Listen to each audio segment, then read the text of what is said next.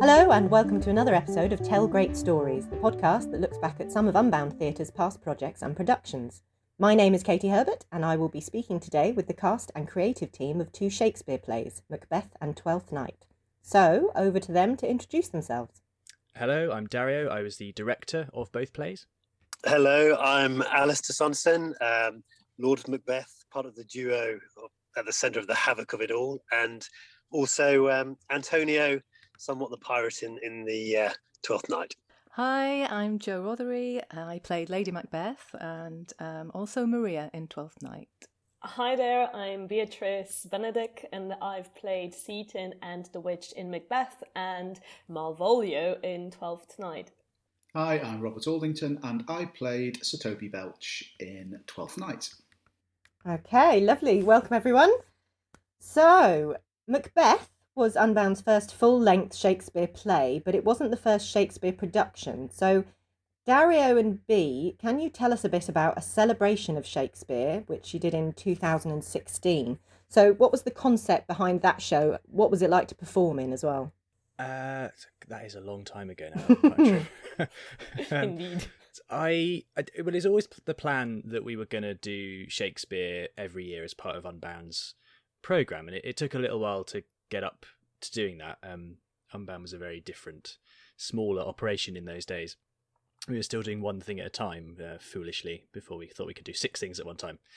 So it wasn't until 2016 that we were really ready to launch that. And it turned out that was the year that was the Shakespeare 400 celebrations, because it was 4 centuries since he died. So it seemed right to try and put something together that kind of summed him up as a writer, and no one play or poem really does that because he's so multifaceted. So the celebration show was a bit like a review, really. It had lots of speeches and scenes from almost all the plays, I think, and then a couple of sonnets as well, and a few sections which were sort of speeches, short speeches, or even just a few lines from different plays which were fused together to work as a dialogue. And we had music as well. I remember they had the much missed Jenny Wright had her choir there performing different songs from the plays. So it was great fun because we got to go over the whole span of Shakespeare's work in one night, and there were some great sequences. The Rude Mechanicals was very funny with Gareth playing Bottom, and there was a sequence we did to the whole history cycle. I remember with Beatrice playing Richard III very memorably. Yep, I did. that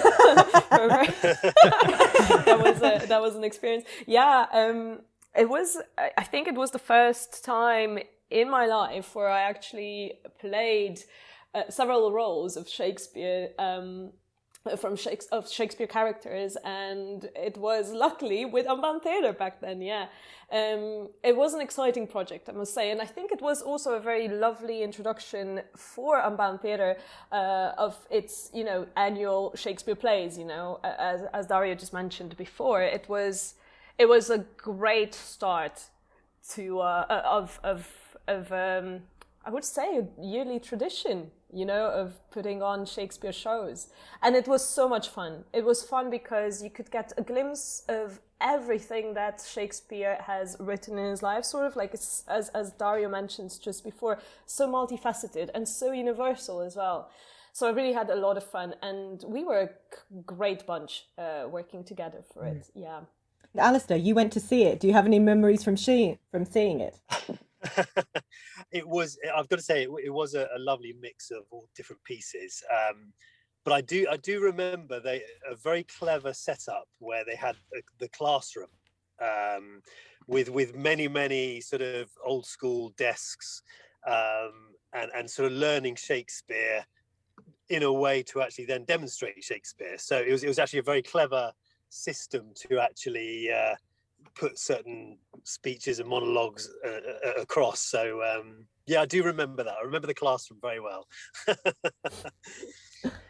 Yeah, actually, I was unfortunate because I couldn't get to that show, that performance, because I was away that weekend. And I actually, when Dario announced that he was going to put it on, I was so excited. And then when I looked at the date, I realised I couldn't do it. So I was kind of heartbroken because that was one of my ambitions was to always be in a Shakespeare production of some kind. And but he said to me at the time, he said, "Don't worry, I think this is what we're going to start on with this in the future, like maybe do one every year." And yeah, he was true to his word. So Yeah. And the start of the journey of an epic of Shakespeare productions. How true he was, Joe, Yeah. how true he was. absolutely. So, Dario, why did you choose Macbeth as the first full-length Shakespeare play? I mean, obviously, was it challenging to find a new way to stage it? What was your vision for the piece? Lots of reasons for choosing it. Rather shamefully, some of them are probably more practical than artistic, but having the producer hat on at the same time. Given it was still relatively early days for Unbound, and for me as a director as well, the fact it's a short play helped a lot. Mm. Nobody wants to start with Troilus and Cressida. For many reasons, not just the length. Should get that on a It's a t-shirt, threat. Dario. We'll get round to it one Good day. merch, good merch. And it's a play where doubling can be applied really easily as well, so the cast size can be kept to a reasonable level. And there's nothing too tricky in terms of the scenery either. We could just create an environment to perform in, and you don't have to worry too much about scene changes. Plus, you have to have one mind on marketing. It's got mass appeal. People are happy to see Macbeth. It's one of those plays people will go and see again and again. And we wanted to bring in a big audience because it was the first full Shakespeare we'd done. But the deciding factor was when I reread it, and I read various plays to try and pick one. And I just found the core relationship between Lord and Lady M really fascinating. I suppose that's kind of, in terms of finding a new take on it, I don't think you can go into a process specifically thinking about that, because you slightly run the risk of it being too gimmicky if all you're worried about is the angle.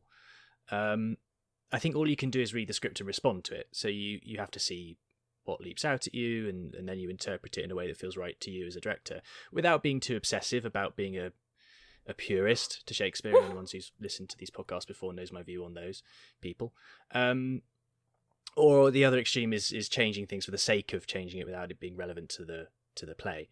So what's great about Shakespeare plays is that the published versions that we have are so full and expansive. You can kind of hone in on any number of different interpretations and edit it to highlight the theme you want to explore. So with Macbeth, you can very easily frame that as a discussion on what makes a great king.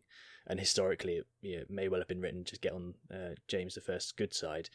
So you can focus on the scenes with Macduff and Malcolm and Banquo if you're interested in that. Or if you're more interested, you can focus on a discussion about how we interact with the supernatural and how we're shaped by superstition, because the witches carry that through the play. And in the instance of me rereading it, I really wanted to hone in on the Lord and Lady Macbeth relationship. So you can reframe the play on that by cutting down the sequences that focus on other things. So we lost a couple of the scenes with the witches, and we cut down the England scene quite a bit. So you can just focus in on that one theme. And what I really wanted to look at was why they push each other to do what they do, and why their relationship falls apart in the way that it rather spectacularly does. And I think Macbeth's often seen as a tragic character brought down by ambition, and actually I think the play is more about the tragedy between the two of them, and the fatal flaw isn't necessarily ambition, it's just the inability they both have to communicate properly with one another and be open and honest about ambition and any number of other things. So yeah, I think in terms of finding a way of framing it, all you can do is read it and react to it, and then translate that onto the into the production itself. And I mean, much has been written on the nature of their relationship, and it was obviously sort of key to your production. Alistair and Joe, how did you feel when you were offered the role of Lord and Lady Macbeth? I mean, what did you discover about them as you worked through the rehearsals? Oh gosh. Yeah, it was daunting. I mean, for me, it was the first. I mean, I hadn't even had a leading role in anything, and to get this part was, it was. I mean, so exciting, but also terrifying because, you know, such an iconic role as well as Lady M. I mean, she's big shoes to fill, really, but. It was so nice that I was cast alongside Alistair, because we'd worked together before in Beauty and the Beast. So Yeah. we were good friends already. And so we had a comfortable way of working together. And so that made it a lot easier to try and get to grips with the relationship. So that's how I felt initially. How about you, Alistair? No, yeah, good call, Joe. It's truth be told, it's a similar sort of thing. I was dying to sort of get into more Shakespeare, and I'd only done a little bit with sort of Othello and things like that in the production of that and things. So this was like you, Joe. This was a massive gig. And truth be told, I actually felt quite nauseous when I went through the script. My highlighter ran out before I got to the end. Oh, I remember that. I do remember that. Yeah, I remember you coming up to me with your script in one hand going, I've had to go and get another highlighter pen. This is not on. That's it. So I was kind of really not reluctant. I was a bit wary about whether I could do that. Obviously, it was lovely, that there was a powerful thing that it felt like we would be able to do it because Joe and myself, and as you say, we're good friends, so it felt like we could tackle it. But I must admit, I do remember going to Dario, and actually there were a couple of things to double check. One was, would there be a need for a Scottish accent? Good question. It's a very good question. Yeah, and also just wasn't sure in myself whether I'd be able to deal with that amount of volume.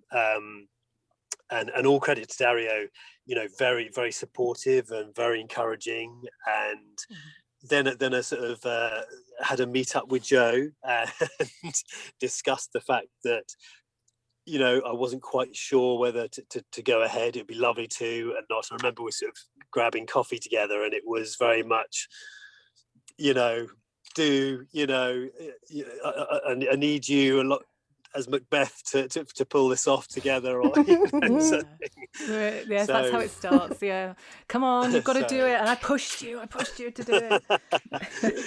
So no, it was great with that encouragement. So we kind of then dove in, and it was great. Always a massive mountain to climb, I have to say. Kati and Dario, as Dario knows, it was a journey of a mountain to climb, with each chapter, with each monologue, with each scene, separate to the enjoyable journey that we would undertake. And I think that was in the very beginning, just to sort of quickly refer to that. Yeah, the style of Lady Macbeth and Macbeth, it felt a fresher approach to be actually somewhat more characters that the audience would root for and caught up in this slight tragic development of events, which kind of allowed to bring a bit of jeopardy into more of the story, whereas perhaps in some other productions it's a bit more as these strong characters and bold moments. But for us it was quite nice to develop along the lines of actually hopefully having the audience on our side and just cringing at the mistakes going on and as the journey unfolded tragically. Yeah, I agree. It was like the focus, as I understood it from Dario, is wanting it to be a love story between the two, and that the love for one another gets themselves into this terrible disaster. And I remember thinking that historically Lady Macbeth is just considered to be evil personified, but as I explored the role further and tried to look at it from this point of view, that she was ambitious for her husband. There was the two of them seemed to be just them against the world. And just exploring that way, I could convince myself that, she's not that bad, really. She might have killed the king, and she might have, But that's all she did. I mean, you know, she was just trying to get on with it. You know, Joe, Just she getting might the job have done. lost her mind. You know, That's she might it. have just But, you lost know, her she's mind. just- But She was details. having a hard time, bless her. She had a very hard time. Exactly. She was living in a very misogynistic world. And, you know, Exactly. Exactly. what do you We expect? can blame the fates. Yeah. And Exactly. yeah. So it's amazing how you can convince yourself when you're trying to get into the character and find parts of yourself that you know you can relate to that character. It's quite funny how you can sidestep a lot of it and get into her mindset really, which is, you know, she thought it was worthwhile just for the two of them, and she thought it would all end happily ever after, which of course she was wrong. Wow. No, don't So spoil close. it, Joe. Don't spoil it. Oh, for those sorry. who don't know. I apologise. Yeah. Spoilers. What about you, Alistair? Did you have ideas about Macbeth before going into it that, as you went through, you realised were different, or did you feel differently about him as you went through? I think in a lucky way, I think we were all on just a natural similar page between Joe and myself, obviously Dario's vision for what he wanted and everything. And I think it seemed a natural interpretation to go along those lines of they're actually good people. And it may be a maverick approach to try and bring out the good of them in the way their friendships are and their relationship and the way they hold court. And moments that cause this conflict are those moments where things go wrong and it leads to wrong decisions and a cataclysmic chain of events sort of pushed on by the fates and the witches and the spirits created. So yeah, it did feel the right approach actually, and a natural approach, and it really, especially the first few scenes, it really felt like we hopefully brought something quite fresh to it, in the sense of perhaps the audience wouldn't quite have expected to feel like we could like these people and we could see what they were doing, hopefully. It's not often they get portrayed as a happily married couple, is it? It's sort of whenever No. a lot of time you see it, they are presented as though they're already going through difficulties, and actually it's quite nice to show them that they do genuinely really love each other, and it's actually a really good marriage in some regards. It's just that they never understand one another's ambition or intent quite right, so that Macbeth never quite knows what he wants. And then in her attempts to kind of help him find it out, I think Lady M makes a few assumptions about what he wants to do, and then actually it turns out that neither of them's necessarily that keen on killing the king. They both have reservations about it, but it's too late, and then you know, he gets far too carried away and she loses him. So I like the fact that it, you know, as is often said, Macbeth kind of gets categorized as a sort of not terribly thinking, ambitious bloke who gets pushed around, and that's not quite true, I don't think, in the text. And Lady Macbeth often is portrayed as this woman who's been wanting to be a wicked witch for years, who finally gets the opportunity to be a sort of arch villain and then indulges in it, and that doesn't really fit either. Actually, what you're watching is a marriage breaking up, which is a very mundane but heartbreaking thing, and so that's why you've got to frame it. It's not to do with necessarily all the fighting and the battles and the ghosts are secondary to the fact that they just can't connect with one another again. They've just lost. The thing I don't think we certainly I sort of didn't quite twig until we staged it was we put the interval just after the ghost scene, and I kind of forgot that actually that's the last time they see each other, and it's over as soon as you've got to that point where he says, you know, we are but yet young indeed, and wanders off, and they never see each other again. So the whole second act, they're completely separate. So that was exciting. So the whole first act is about watching this very fond and loving relationship ending up in a very sad mess. Yeah. Well, Yeah. on that note, Happy times. what memories? What memories stand out most from the production to everybody? I mean, are there scenes that you most look forward to performing? And that's everybody, people that were in it or watched it or directed it. Well, I shall continue then and try to bring some more cheer in this conversation. Thank you. So first of all, I will mention two things I really enjoyed. First of all was the set design and the lighting design, which I absolutely loved, because we've incorporated really scenes from outside, like nature and stuff, making it as grounded as possible. And I loved that. And I loved how Dario and Stefan worked together in terms of the lighting design as well, just to highlight the importance of some of the scenes and give some nuances to other scenes. So it was really great to see that. I really enjoyed being on stage and during those scenes, yeah.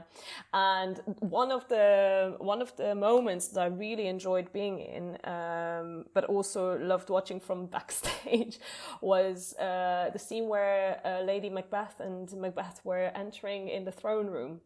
And everyone was so somber, and everyone was just like, okay, like bow and show them the respect and stuff like that. But everyone knew that something is up, that you could feel the tension on the stage itself, because you knew, even in your character, you knew something is happening, something is going to happen. And even though you knew what will happen, that chemistry that we all as a group have achieved on stage was really electrifying, I must say. It was one of my favorite scenes, because you knew, I think for me personally, that was the moment where everything was going down a drain, and you could see the cracks. You can see the cracks between Macbeth and Lady Macbeth as well. You could see from tiny little gestures between Alistair and Joe that they weren't as happy as people would think they might be. Yeah, you know what I mean? So I really, I really like that. So that was one of my favorite scenes. Yeah. Anyone else? Dario, do you have a favourite bit of it? Lots of it. I mean, I remember most of the cast being terrified of Bea when she was playing Seaton. You were terrifying. Because I think it was the way we doubled it. Seaton was also an amalgamation of, is it Seward, I think, in the original script it comes in, and one of the murderers from the scene with Banquo. Because again, he's trying to sort of double it up so it's a bit more compact. And so Bea ended up murdering most of the cast, including I have a feeling possibly John North twice. I can't remember. Look, I like that. I'm not a psychopath. I promise. But I remember that being. But it was really good that you had this proper sense of menace, because it doesn't come from Macduff particularly, because he is the sort of righteous avenger, and the witches disappear after the interval. So it does give you this palpable sense of, even within the castle walls, there's someone who could quite easily turn on Macbeth. So it was really good because it gave you a sense of tension. So whenever another character got bumped off, and Bea sort of added another little notch to her, A terrifying post. the tally of the gravestone. I remember that being really enjoyable for perverse reasons. Wow. And the one I think I was really proud of, and it was the bit that we reprised when we did the anniversary show, was Lady Macbeth's final scene, which was we there's one of the things we changed. Sorry, Shakespeare purists. Not sorry. So we in the play, the last time you see her is the sleepwalking scene, and what we did was, after that there's a sequence where all the lords are getting ready for battle and going to and fro, picking up armour and shields and all that sort of stuff. And what we did was we had Lady Macbeth come back in one of her trances, really, and we used various lines of dialogue from the sleepwalking scene that were sort of put in between the lords' dialogue, so that it was almost as if she was responding to them. So the idea was they can't see her, they're just going about their business, but she can, in her trance-like state, I think, sort of imagine what they're doing and knows what's about to happen to Macbeth. She is one of those characters that has a lot more insight than she gets credited for. I think why she's so upset is she can sort of tell how it's going to unravel for him as soon as he becomes king and begins to distance himself from her. So, and it's just too late to get the message across to him because he's out of control. So all that she's left with is this sort of warning that no one will ever hear. So it kind of meant that her final appearance could be one of insight rather than detachment, because she literally just disappears from the play. She just wanders off after sleepwalking, and then you might hear her scream at one point, and that's it. So I always enjoyed watching that one because I thought it worked. I was really proud of it as a bit director, and it was a beautiful performance by Joe, and all the choreography that Lara was really helping with, getting everyone kind of crisscrossing with all the soldiers getting ready. It was really affecting, I thought, that bit. And the candlelight with the procession down, yeah. Yes, yeah. What about our leads? What are your favourite bits? What do you remember? Oh gosh. Well, I think the sleepwalking scene. I actually did enjoy doing that tremendously. Just to be completely insane, really, is always good. Good laugh, Freeing. But I remember one of my memories actually was backstage, and I was trying to prepare for that scene, and I was trying to get myself. I was listening to some strange music on my headphones and trying to mess my hair up. And I'll never forget, Alistair came in at one moment, and it was the first night, I think. And I don't know, you weren't expecting to see me, and you were like, "Oh my God, Joe, are you okay?" and I was like, "Yeah, I'm just trying to. It's fine. It's all good. I'm just about to go on for the sleepwalking scene." And there's a lot of fun actually we had backstage. Gareth in particular used to do just before I went on for the sleepwalking. Actually, he was just going around doing lots of crazy,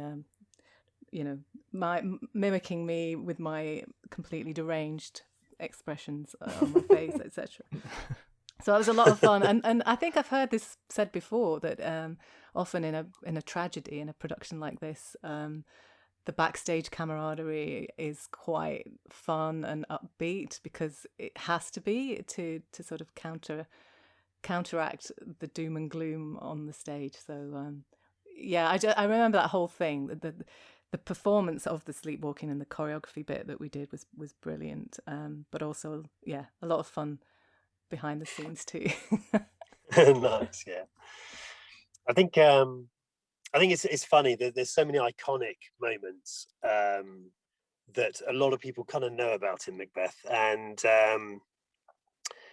I think actually probably some of the most enjoyable pieces were the smaller scenes, the smaller linking pieces that might not have necessarily the big speeches and things like that. And I think those were the ones that actually I really enjoyed, that interplay and how we all within the whole castle, the whole team sort of existed, with all the lords and everybody. And I remember a couple of touching moments from a personal point of view was, ironically, it may not sound so good now that we've just heard how bad Seaton was, but just before the end, when everybody is doomed and dying, and there was a moment where one created a little extra thanks to the loyalty that Macbeth had felt from Seaton. In all the chaos that was going around, the person he'd been able to trust, rely on, and it was lovely. And Dario very kindly sort of was happy to have this in just before the battle started. It was a chance to let Seaton go and escape from the chaos that was about to ensue as a final act of token appreciation of what genuine people have brought, and stayed that loyalty in this to the house that was falling down. So that was a lovely particular moment I really appreciated. And obviously there's one other big moment which was very nicely, it sort of came about. I think probably Dario had a vision for it, but it also felt a kind of very natural thing for Joe and I, and it's actually a slight moment of, after everything plays out, you have that strength of the togetherness that actually followed through, that in an afterlife way, the bodies and corpses were still fresh on the ground, but we came back together linked in that journey to go onwards, past the physical plane. And for one of the final moments of the play, that was actually a really touching thing that we were able to put on. And obviously great thanks to Dario for being excited or helping or to create that as well, because that was a really touching moment that really reinforced the approach of the whole duo getting caught up in the tragedy. And as the dust settles, there's something far more important, that they're still together. Yeah, I probably haven't absolutely. described it as well, but as well as I could. But No, that was a watch lovely the ending. play. Yeah. Yeah, very original ending that Dario put in there. Yeah, cool. Oh, thank you. So thank you, Chief. Yeah, lovely memories. Yeah, thank you all. That was lovely. Because one other thing that I have to say, because it's my favourite thing from Macbeth, was during a dress rehearsal. This is my favourite piece of improvisation Unbound's ever done. Was I forget which dress rehearsal it was, but Alistair, having been a hero at learning all of these lines, it was a Herculean effort.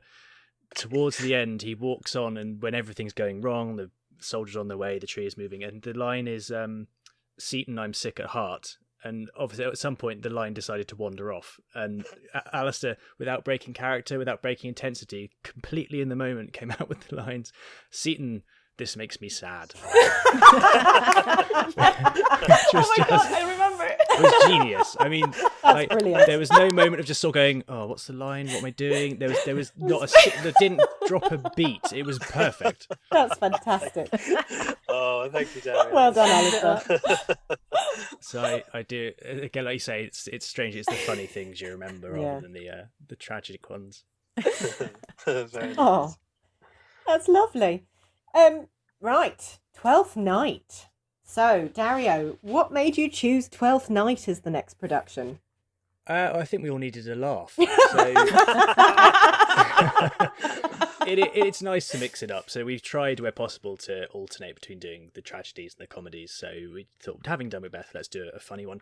It's also nice. Some Shakespeare's, like Macbeth, do rely very much on two characters. They're very heavily, the tragedies naturally have one or two figures. A lot of the comedies in Twelfth Night has an ensemble, so it's just nice to have a cast where lots of people have got a lot of good stuff to do.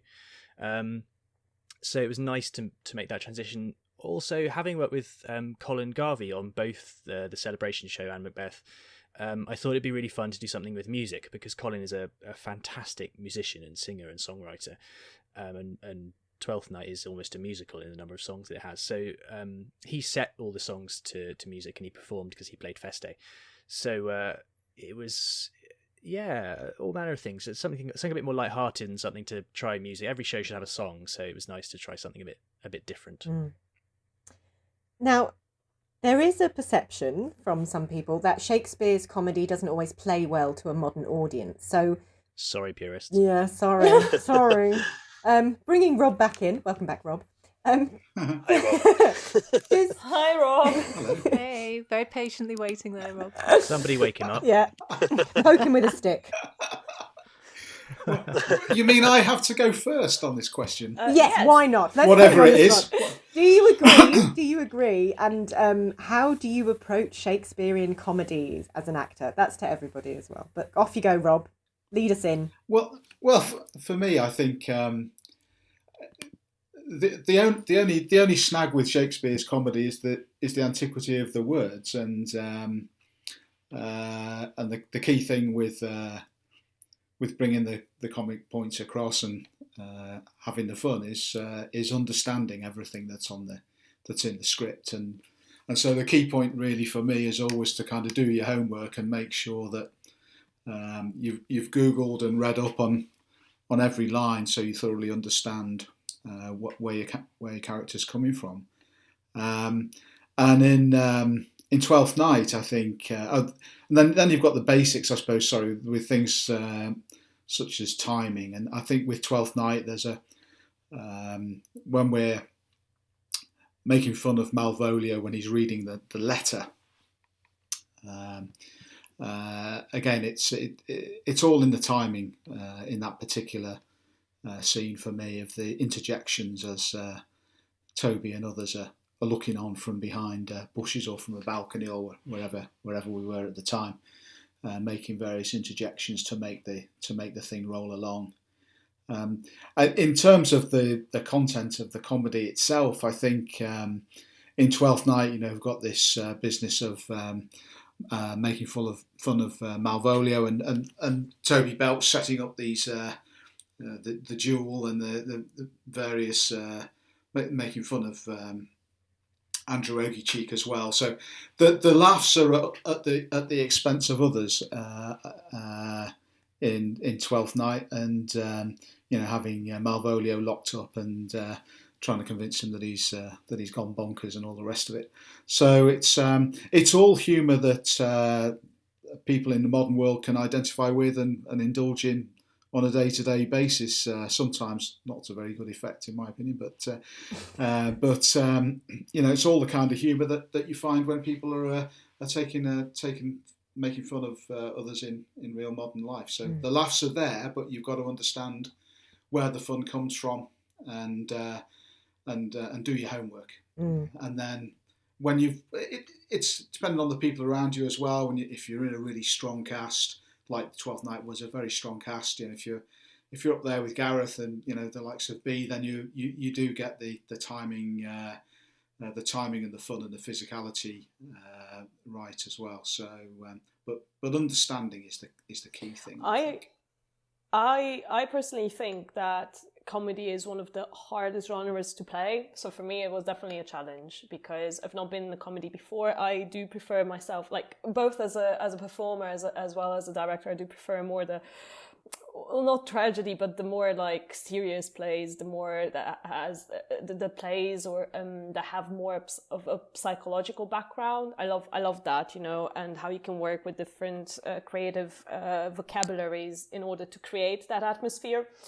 But with Twelfth Night, it was a challenge, like literally the biggest challenge of my acting life, I would say. And it does go exactly what Rob said before. It goes with a lot of research and a lot of look at videos with other actors doing it or doing comedy or watching stand-up comedy so that you can understand the mechanics behind it. Like, what are the strategies? What are the methods to incorporate that into your own play? And recently, I've done it then, but recently I came across a lovely definition from a poetry slammer in Germany, who said that humor is very dependent on three things, and that's surprise, it's on exaggeration, and perspective.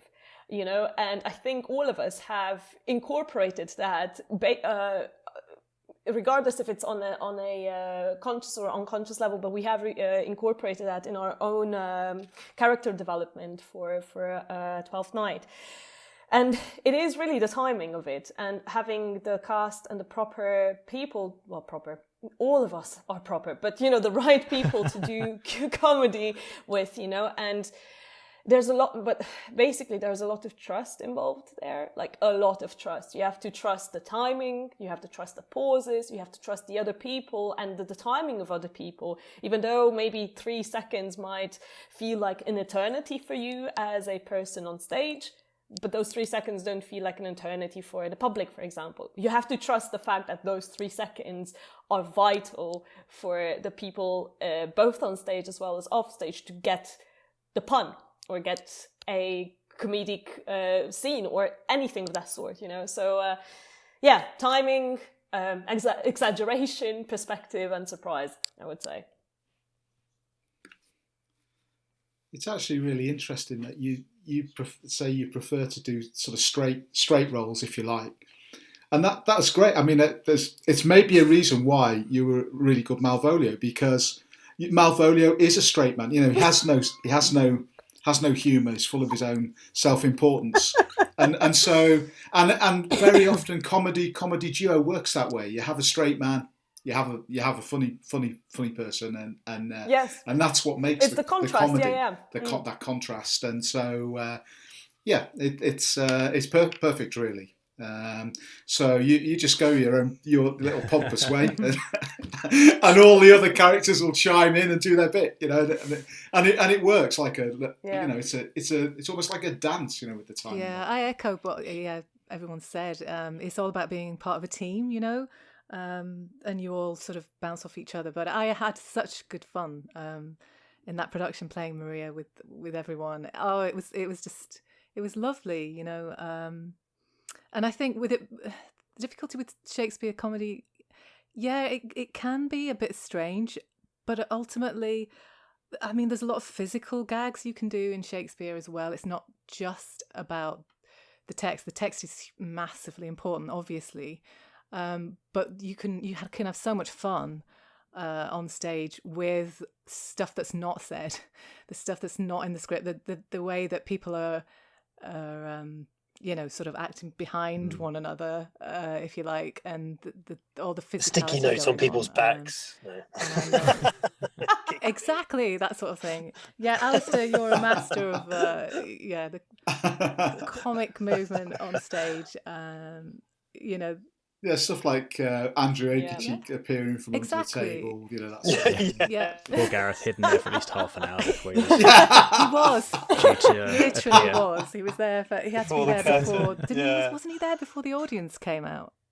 Yeah, so he was there for sort of 20 minutes while they got settled, and then there's about another 10-15 minutes of the play before the scene happens, when, I think, wasn't it, Joe, that you put a vase or something down on the table? That's right.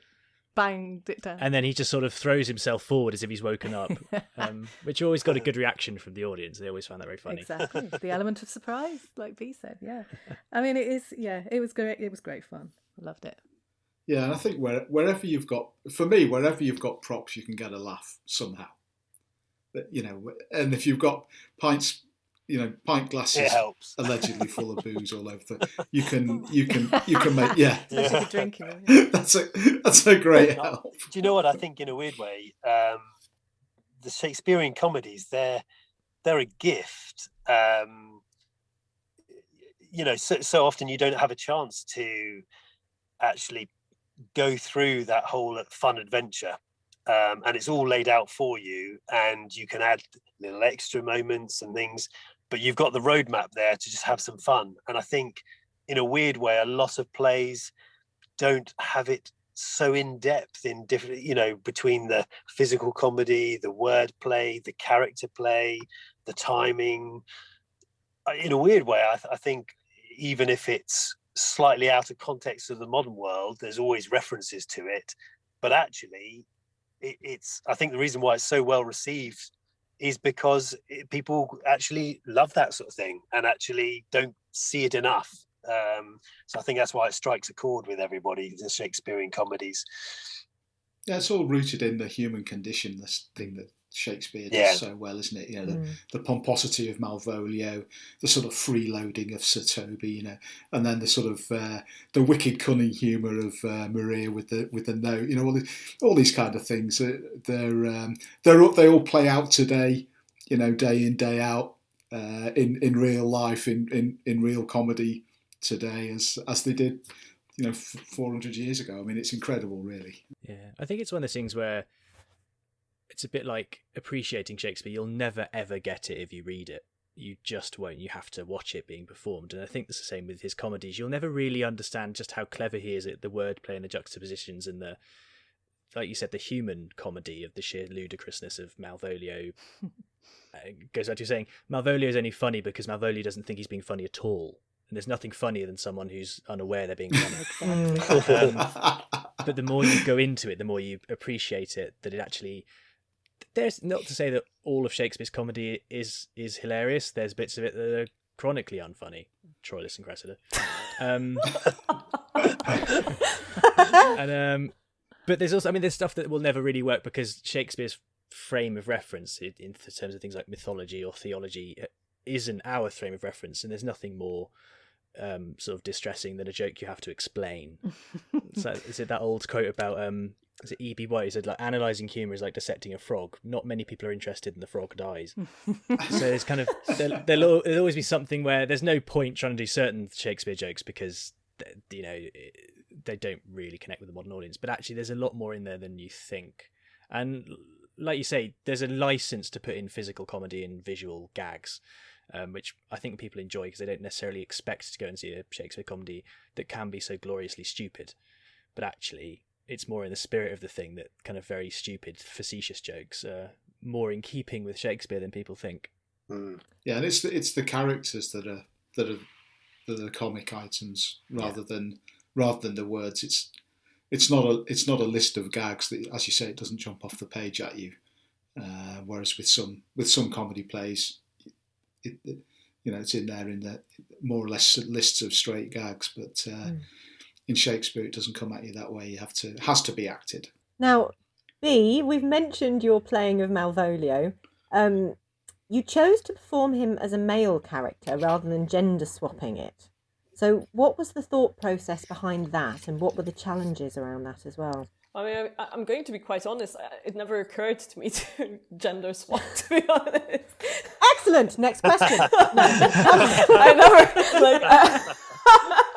I mean, if you could flannel for a few minutes, it'll pan out. Yeah.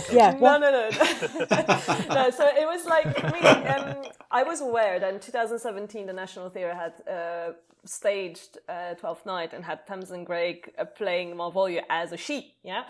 So I was aware that there was already a gender swapping thing happening, but I was like, well, it only will echo what the National Theatre does, and I think the beauty of theatre is to just remain sort of true to yourself and unique in some way. So I decided not to go that, and I was really intrigued by playing a man. Why can't man play women and women can play? I just wanted to do it. I loved the idea of using makeup and using products that men use usually, just to have that slick black hair. I remember the hair and the mole. All that jazz. Yeah, so it was scary. Nearly had its own spin-off out there. I really went for it. And in terms of getting into the character, I do remember questioning myself all the time if any of the delivered lines were okay, or if it needed more, or if it needed less, or is it okay like that? Are my colleagues being just nice to me, telling me that yes, you're doing a great job, but actually I'm not, So it was a lot of that, because obviously once you're committing to a role that is not necessarily natural to you, as a person, it does bring with itself quite a lot of challenges, but I loved the challenge part of it, and I wanted to deliver a good performance. And it's literally, in retrospect, I can tell that it's only now that I see that I was funny, because whilst I was on stage, I wasn't really taking. I mean, you're right, guys. Malvolio does not take himself seriously. No, he does take himself too seriously, and he's not a funny character. Well, at least he doesn't think he's a funny character, But that's where the exaggeration comes, and that's where the perspective comes in as well. I mean, obviously, you play off a lot of from your colleagues, you get their energy and their input, and no performance was the same, I must say. Every performance, though it was 12th Night, it was different to play, it was because every night there was something else that was happening on stage, something else that would trigger a domino effect of humoristic little scenes, But yeah, bottom line, I never thought about gender swapping. I wanted to challenge myself and see how a man can act. I'm not sure if I achieved it, but no, it was funny. We think you did. Very well. Yeah, very well. Yeah, I mean, Malvolio is there. It's all about, the Lord of Misrule and the overthrow of authority. That's what the play's about, and Twelfth Night, and Malvolio. He is the authority that's being overthrown by the unruly Satobi and all the others. So it needs to be played that straight kind of taking yourself too seriously way. That's for me, that's what's required, and it was great. I say it's tough because you've got to go from being the outright villain who's spoiling everyone's fun when the first couple of times you see Malvolio, to being what is kind of the comic highlight of the play, the scene when he attempts to seduce Olivia, which is brilliantly funny. And then at the end, actually, you have to do a really odd turn where you need to kind of elicit sympathy when everyone realises the joke's gone too far. It's a really hard thing to... That's a really hard trajectory to pull as an actor, especially, when you are surrounded by a lot more things that are overtly comic all the time, and the play is generally very amiable. Being the sort of serious core underneath it is a tough ask. So I have to say, B did fantastically, because it was brilliantly funny. After the scene where you're reading the letter is still one of my favourite bits. And at the end, it's actually quite moving when you do feel a bit sorry for Malvolio, because maybe it was a bit too cruel as a joke. Now, Dario, one of the other differences to this was your approach to the characters of Olivia and Viola, which was an important part of the production. Can you talk us through how you presented them and the thinking behind it? Yes. So it's a bit like rereading Macbeth and focusing in on why they communicate the way they do, and then framing the play around that. When I went back to Twelfth Night, the thing that really preoccupied me reading the script was how cruel the ending is for Olivia. So she falls genuinely and very movingly in love with Viola, and is then expected to be happy ever after with Sebastian, who she marries by mistake, just because he looks the same. Therefore, the love must be replaceable, and she'll just move over and be in love with him instead, and it's all fine. That's all right. They're identical. Why wouldn't that be a problem? And it's a really odd and quite jarring ending for me. And it's foolish to make any assumption about what Shakespeare intended when he wrote anything, but I think there's a bit of a chasm between the relationship he seems to want to write, and because I say it's a very heartfelt pairing of Olivia and Viola. It's not set up to be funny, and then you have an ending to play which feels like it's the way it has to be in order to make sure the Lord Chamberlain isn't going to get them into trouble. Because God forbid two women should be happily together at the end of a play. So it's an incredible idea. Yeah, this notion that the characters have a duality came up, which is, there's a difference between what they want and what they get in the play, are two separate things. So we had two actresses playing Olivia, including yourself, and two playing Viola. So meaning in any scene you could highlight the contradictory way things unfold between them and Duke Orsino. And we tied it in with mirrors, which we had dotted around the stage, because the play is very much about introspection and self-analysis, or lack of, in terms of some characters. So when Viola and Olivia looked into the mirrors, their reflections, the idea being they stepped out, and in the end it's the reflections, the sort of inner versions of the characters, who end up together, while the real versions, in inverted commas, kind of do as society demands, and Viola ends up with Orsino and Olivia ends up with Sebastian, and so you get the same way the play was written. So we didn't change the ending, purists. We added to it. And I mean, in truth, as a director, I don't know whether I made that clear enough in the staging, and I think if I had my time again, I'd probably revisit that. I stand by it as an idea. I think it's a really good one, but I think we probably could have done... Yeah, I think we could have done more with it, although I think the image of the reflections of Olivia and Viola standing on the balcony watching the rest of the play conclude is one of my favourite sort of bits of the show and favourite images, because I think it's quite sweet. It was quite bittersweet, really, at the end. And I think it gave it a little bit of added layer of emotion to the finale. So, yeah, defence rests. Nice. Well, speaking of Sir Toby, I didn't really notice those bits of the play. No, you didn't give him monkeys, did you? No, I just want to get back to the ale house. We don't care. Was there a serious side to the play? You were just focused on B's fluorescent stockings. Yeah. They were very distracting. Yeah.